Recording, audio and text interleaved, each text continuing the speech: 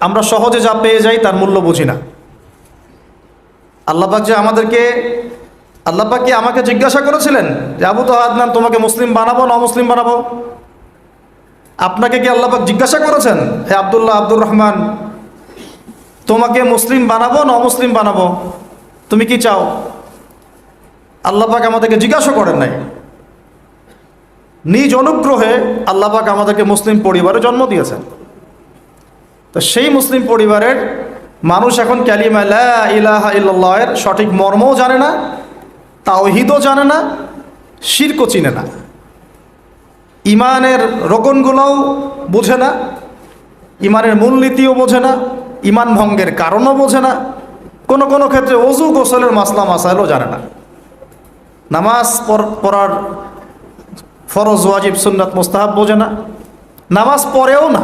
মাশাআল্লাহ, জুমার দিনে নামাজ পড়তে আসে অনেকেই, ঈদের দিনে প্রথম দেখা যায়, আর জানাজার নামাজে প্রথম দেখা যায়।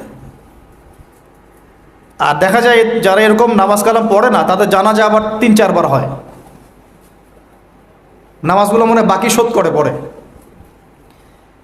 রোজা রাখে না, যাকাত তো মাশাআল্লাহ প্রায় উঠে গেছে বললেই চলে সমাজ থেকে। বাংলাদেশের ধনিক শ্রেণীরা যদি যাকাত দিত 10টা পদ্মা সেতু বানানো যায়।